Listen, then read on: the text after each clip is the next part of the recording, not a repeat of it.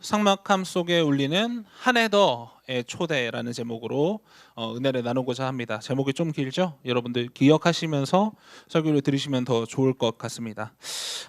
먼저 화면 한번 볼까요? 넘겨주시겠어요? 네. 여러분들 혹시 이 영상 보신 적 있으신가요? 썸네일. 네, 보셨다, 못 보셨다 한번 손 들어볼까요? 못 보셨다. 네. 본 사람이 훨씬 더 많은 것 같아요. 이 영상을 이제 제가 설교를 준비하면서 청년들한테 봤는지 물어봤는데 대부분 사람들이 봤더라고요. 그래서 못 보신 분들이 있는지 한번 여쭤봤습니다. 그래서 그래도 못 보신 분들이 있으니까 그분들을 위해서 어떤 영상인지 잠깐 설명해 보면, 이 채널이 독일에서 만든 유튜브 채널입니다. 근데 독일에 저명한 학자들이 참여하는 그런 과학 채널인데요.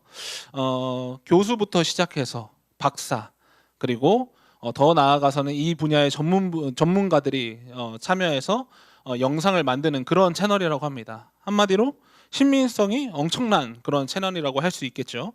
그런데 최근 이 독일 채널에서 뜬금없이 한국을 이렇게 다루고 있습니다. 근데 태극기가 불타고 있죠. 네, 녹아내리고 있습니다.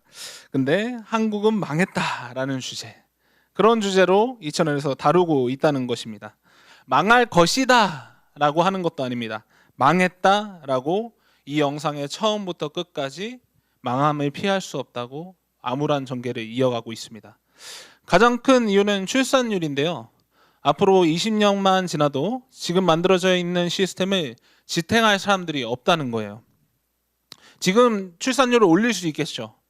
여러분들이 열심히 결혼해서 또 열심히 자녀를 키우면 출산율이 올라갈 수 있습니다. 하지만 앞서 몇 년 동안에 이미 출산율은 바닥을 찍었기 때문에 그 문제를 이제는 피할 수 없는 단계에 이르렀다, 이 채널은 이야기합니다.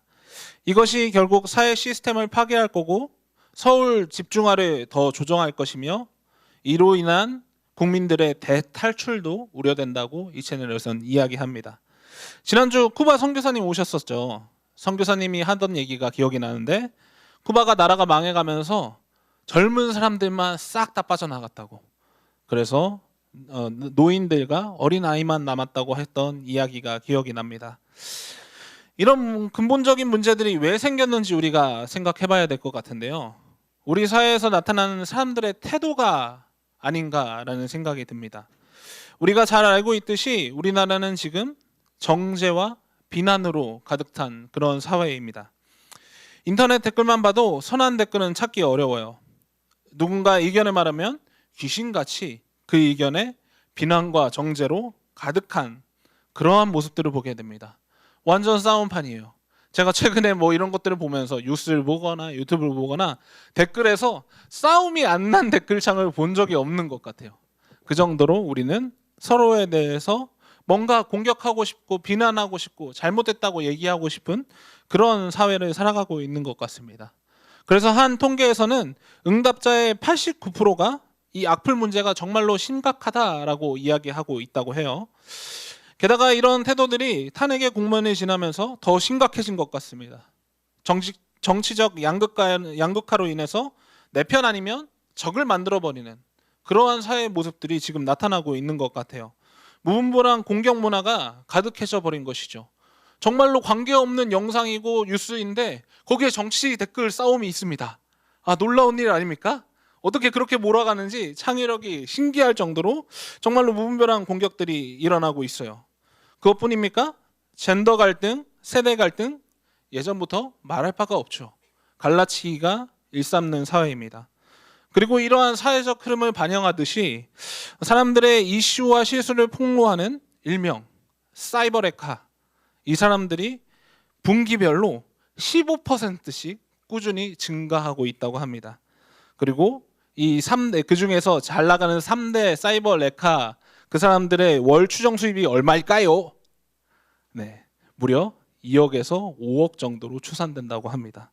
사람들이 이렇게 공격하고 정죄하고 비판하고 잘못됐어 까내리는 것들을 즐기면서 보고 있다는 거죠. 그렇기 때문에 이 사람들의 수입이 이렇게 올라가는 것 아니겠습니까? 이런 지표들이 보여듯이 우리 사회는 지금 인과응보가 울려 퍼져지고 정죄가 일상이 된 그러한 사회가 아닌가 싶습니다. 누군가를 끌어내려야만 살아남는 생존 게임판 같은 그러한 곳에 살아가고 있는 게 아닌가 모르겠습니다. 그런데 이런 사회가 우리 문화들, 우리 전 세계대로 봤을 때 처음은 아니었던 것 같습니다. 우리가 오늘 읽었던 2000년 전 예루살렘에도 비슷한 공기가 흐르고 있었는데요. 오늘 우리가 읽은 본문에서는 두 가지 큰 핵심 사건이 언급됩니다. 우리가 1절과 4절에서 어떤 사건인지 살펴보기 원하는데요. 우리 1절 먼저 읽어보도록 하겠습니다. 1절입니다. 시작.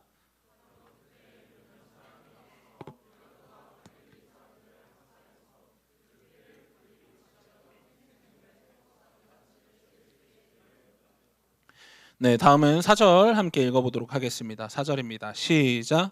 또 실로암에 있는 탑이 무너져서 치여 죽은 18사람은 예루살렘에 사는 다른 모든 사람보다 더 많이 죄를 지은 사람이라고 생각하느냐. 아멘. 1절 한 번 더 보여주시겠어요?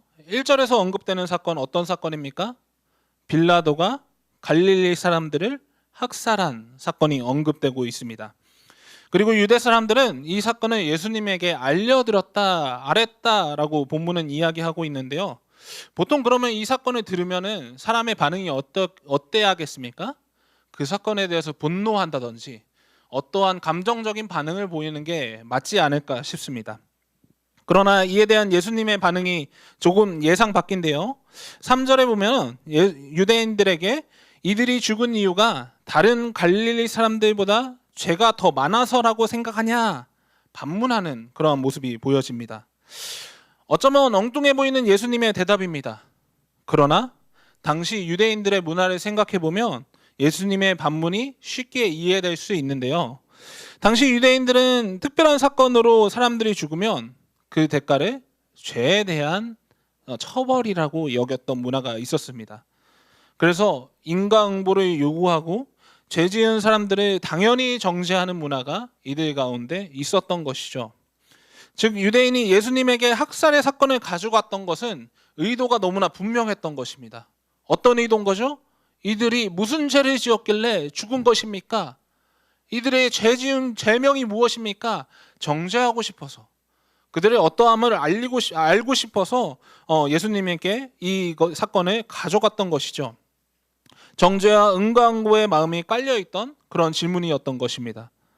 그 질문에 예수님은 그들의 죽음이 다른 사람들보다 죄가 많아서 그런 것이 아니다 라고 이야기하고 계신 것이죠. 그래서 예수님은 4절에서 한 번 더 다른 사건을 언급하는데요. 4절 한 번만 더 띄워주시겠어요? 실로암 탑이 무너져서 18명 죽었던 그런 사건도 언급하고 계시죠. 아까 앞에 언급했던 그 사건과 비슷한 사건인 것입니다. 이런 사건들도 결국엔 죄로 인해서 유대인들은 죽은 것이다 라고 생각했던 것이죠. 하지만 예수님께서는 그렇지 않다. 죄로 인해서 누구보다 더 큰 죄로 인해서 죽은 게 아니다 라고 이야기하고 계신 것입니다. 이처럼 유대인들 사이에서는 인과응보와 정죄의 문화가 자연스럽게 스며들어 있는 상황이었습니다. 어쩌면 그들을 대표하는 것이 종교 지도자들이 아니었을까 생각이 드는데요. 사복음서에서 보면 예수님과 부딪히는 모습을 보면 정죄하거나 판단하는 모습들이 되게 허다하지 않습니까? 야, 저렇게 해도 돼? 이거 맞아? 저 사람 잘못된 거 아니야? 돌 맞아 죽어야 돼. 이런 모습들이 사복음서에서 많이 나타나고 있다는 것이죠.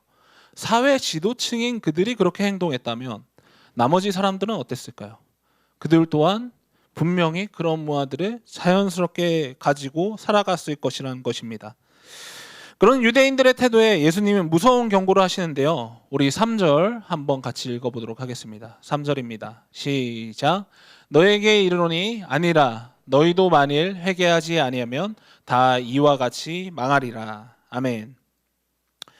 예수님께서는 인과응보와 정죄 속에 빠져있는 유대인들에게 회개하라고 말씀하고 계십니다.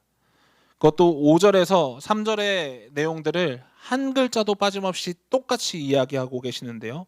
너희에게 이르노니 아니라 너희도 만일 회개하지 아니하면 다 이와 같이 망하리라. 회개하지 않으면 다 망할 것이라고 강조하고 계십니다. 이 예수님의 경고는 무엇을 이야기합니까?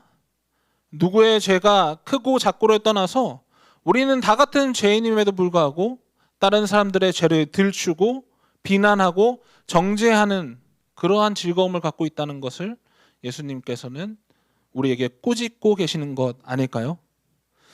예수님은 우리의 이러한 모습들을 보면서 이렇게 이야기하고 계시는데요. 마태복음 7장 3절 우리가 같이 읽어보도록 하겠습니다. 시작. 어찌하여 너는 남의 눈 속에 있는 티는 보면서 내 눈 속에 있는 들보는 깨닫지 못하느냐.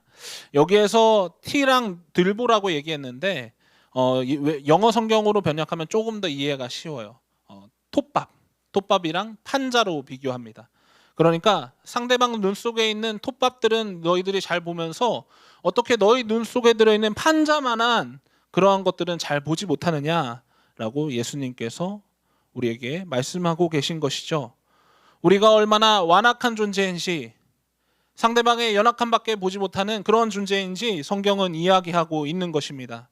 그렇기 때문에 우리가 이 들보를 깨닫고 회개하지 못하면 결국 우리도 망할 것이다 라고 이야기하고 있는 것이죠. 사랑하는 여러분, 우리 한국 사회는 전쟁 후로 처참한 사회에서 눈부시게 발전한 정말 세계에 없는 그런 국가입니다. 그런데 이렇게 발전할 수 있었던 이유 중에 정말 중요한 한 가지가 많은 학자들이 경쟁 구조 때문이라고 이야기합니다. 처음에는 같이 잘 살기 위한 선의의 경쟁이었을지 모르겠습니다. 그러나 이제는 이 경쟁이 너무나 과도해져서 역효과만 낳고 있는 그러한 상황인 것이죠. 그래서 이 사회에 정죄와 비난과 응가응보로 나타나고 있는 것 아니겠습니까? 그리고 이 문화를 보면서 우리는 대한민국은 많았다, 탈조선이 답이다 라고 외치고 있는 건 아닌가 모르겠습니다. 저도 뉴스들을 보고 댓글들 보면 그런 생각이 듭니다. 와, 희망이 없다. 어떻게 해야 되지? 정말로 이 나라를 뜨는 게 답인가? 실제로 저희 아내가 저기 뒤에 있는데 아내한테 주중에 했던 말 중에 하나였던 것 같습니다. 희망이 없어 보여요. 싸우는 사람들을 보면 정말 지긋지긋합니다. 화가 잔뜩 나요. 희망이 없어 보이는 그런 사회 속에 예수님께서 그런 우리에게 주신 것이 있다면 바로 회개라는 선물이라는 것이죠. 여러분들 회개라는 단어를 들었을 때 어떤 감정이 들었습니까? 아, 또 회개하라고 잔소리하는구나. 우리를 꾸짖는구나. 아이고, 내가 죄인이지. 그래, 어떡하겠어. 이런 생각이 드는 게 우리들의 가장 기본적인 원초적인 모습이 아닌가 모르겠습니다. 그런데 이 망한 모습 고쳐내야 될 거 아니에요. 새롭게 변화되어야지 우리가 괜찮아질 거 아닙니까? 그러기 위해서 예수님께서 우리에게 주신 것이 있다면 바로 회개라는 선물이라는 것입니다. 우리가 망할 수밖에 없는 존재인데 예수 그리스도로 인해서 그 안에서 회개만 하면 다시 새롭게 바꿔주시겠다 하시는 것이 바로 예수님의 선물인 것이죠. 하나님의 회개라는 선물인 것입니다. 사랑하는 여러분, 아무리 이 사회가 완악하고 희망이 없어 보일지라도 회개를 통해서 회복될 수 있다라고 예수님께서는 우리에게 말씀하고 계신 것입니다. 회개라는 꾸짖고 혼내는 책망이 아니라 소망 없는 우리가 살아남을 수 있도록 하신 예수님의 위대한 선물임을 우리가 오늘 다시 한번 기억하길 소망합니다. 이 사회가 다시 소망을 갖고 희망을 가질 수 있는 첫 출발은 우리 자신이 먼저 회개하는 일일 거예요. 남을 욕하진 않았는지, 비판하며 살아가진 않았는지, 탈조선이 답이다 라고 얘기하진 않았는지 회개하는 게 우리들의 출발이라는 것입니다. 그런데 예수님께서는 이제부터 더 중요합니다. 이 회개하라는 이야기로 끝나지 않으시고 더 중요하고 필요한 이야기를 우리에게 해주고 계시는데요. 6절에 보면 포도원에 있는 무화과나무에 대한 예화를 들려주고 계세요. 이 포도원의 주인은 무화과나무를 그 포도원에 심고 열매 맺기를 기대하면서 3년 동안 꾸준히 찾아와요. 아, 올해는 열매가 맺었나? 아, 없구만. 그럼 다음에 와야지. 또 내년에 와보고 아, 또 없구만. 그럼 내년에 와봐야지 하고 이제 3년째 와본 상황인 것입니다. 그런데 3년째에도 또 안 맺혔어요. 아, 얼마나 열받습니까? 그래서 포도원 주인 입장에서는 짜증이 나서 포도원지기에게 얘기한 거예요. 저 나무 얼른 뽑아버리고 다른 거 심으라고. 땅을 놀려버릴 수 없다고 그 땅 내버려 두지 말고 빨리 저거 뽑아버리고 찍어버리라고 명령하죠. 포도원 주인의 명령이 어떻습니까? 너무나 합당한 명령입니다. 저 같아도 3년 동안 찾아갔는데 열매를 맺지 않는다? 그러면 가망이 없다. 뽑아버릴 거예요. 저희 집에 올리브 나무 선물 받은 게 하나가 있는데요. 그 나무가 저희가 살아날까 하는 마음으로 계속 열심히 키웠는데 결국엔 죽어버렸어요. 그러면 그 나무를 치워야 됩니까? 안 치워야 됩니까? 치우는 게 맞습니다. 가망이 없거든요. 나뭇잎이 다 떨어졌어요. 치우는 게 합당한 선택이라는 것이죠. 그런데 포도원지기의 대답이 제 생각과는 달랐는데요. 우리 그 대답을 8절과 9절에서 함께 읽어보도록 하겠습니다. 시작. 그러자 포도원지기가 그에게 말하였다.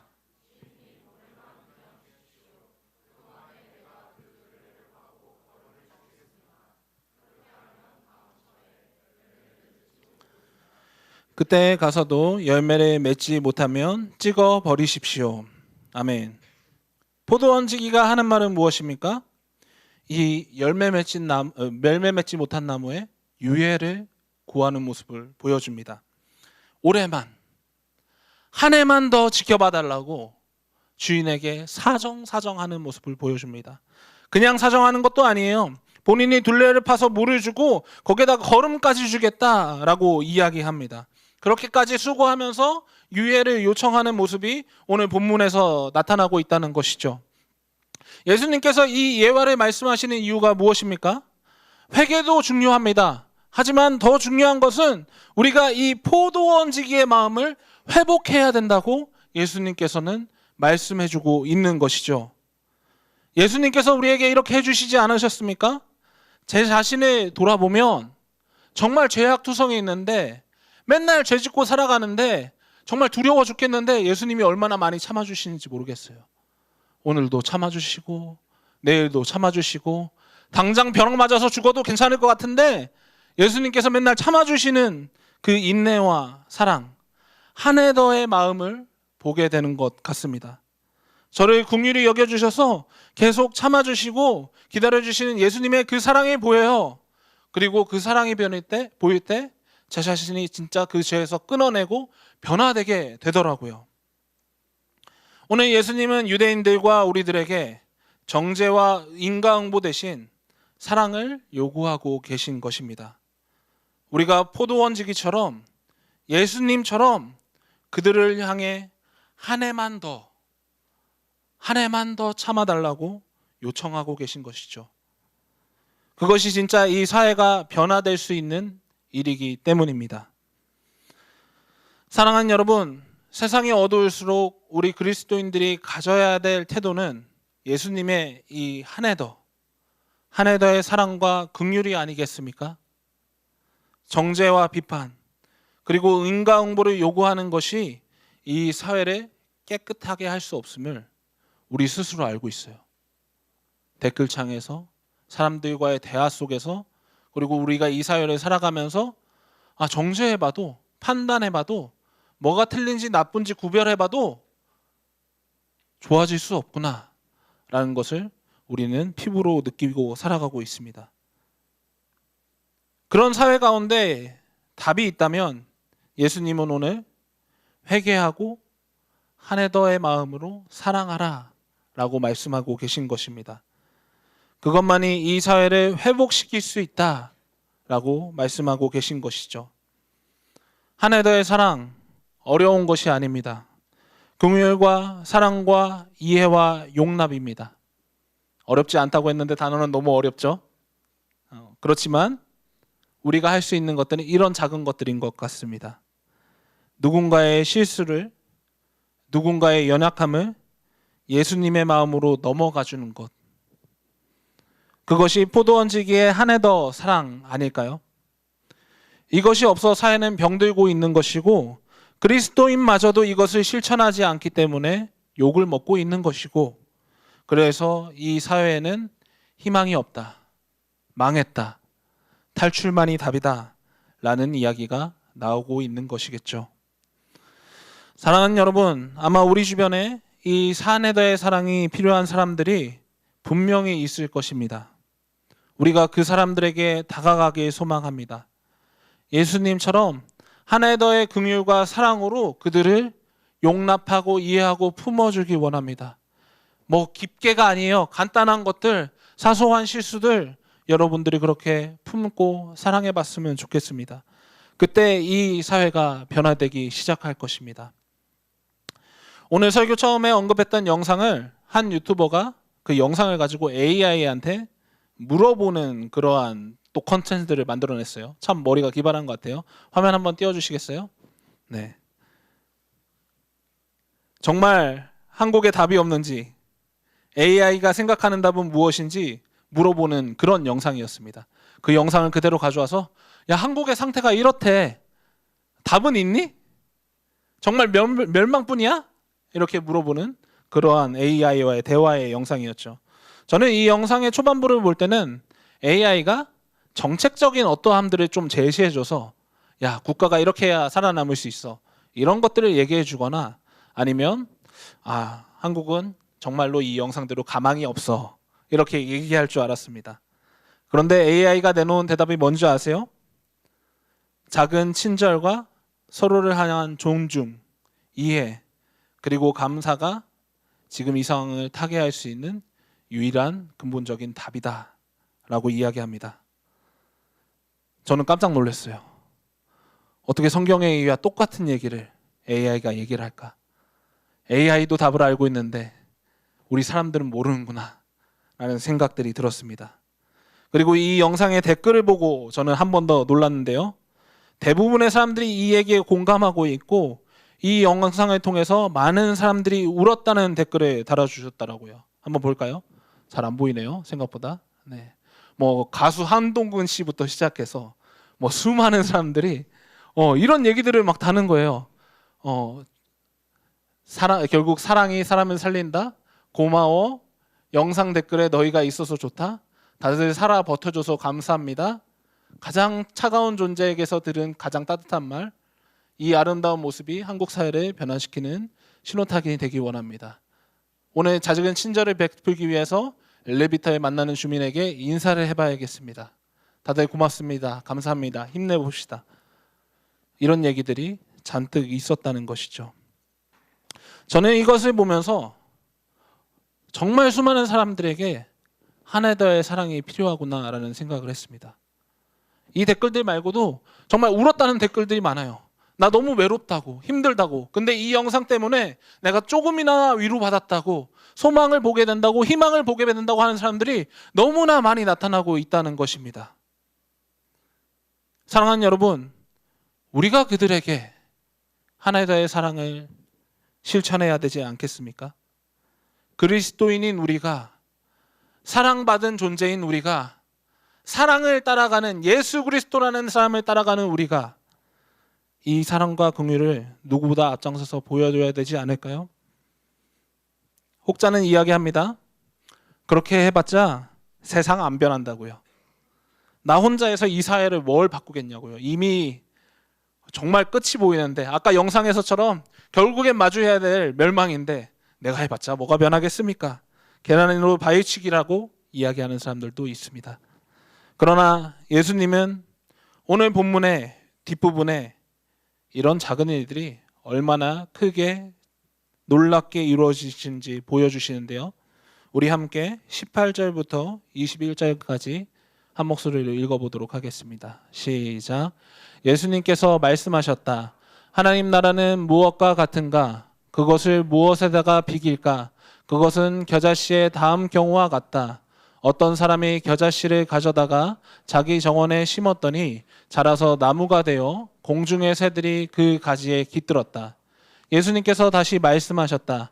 하나님 나라를 무엇에다가 비길까? 그것은 누룩의 다음의 경우와 같다. 어떤 여자가 누룩을 가져다가 가루 서말 속에 섞어 넣었더니 마침내 온통 부풀어 올랐다. 아멘. 말씀을 마무리하려고 합니다.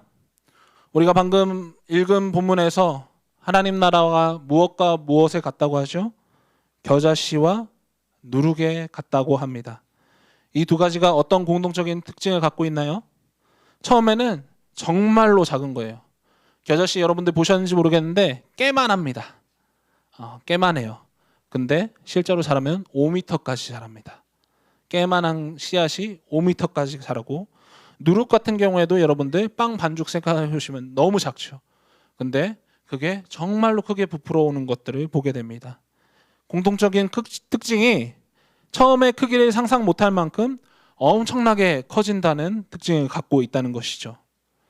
우리가 실천하는 한 해 더의 사랑이 그렇다고 예수님은 말씀하고 계신 것입니다. 너무나 작은 일 같아 보이지만 결국 이 일은 겨자씨와 누룩 같다라고 이야기하고 계신 것이죠. 그래서 우리가 실천한 한 해 더의 사랑이 말도 안 되게 커져서 하나님 나라를 이루고 회복하게 될 것이라고 이야기하고 있는 것입니다. 지금은 이게 무슨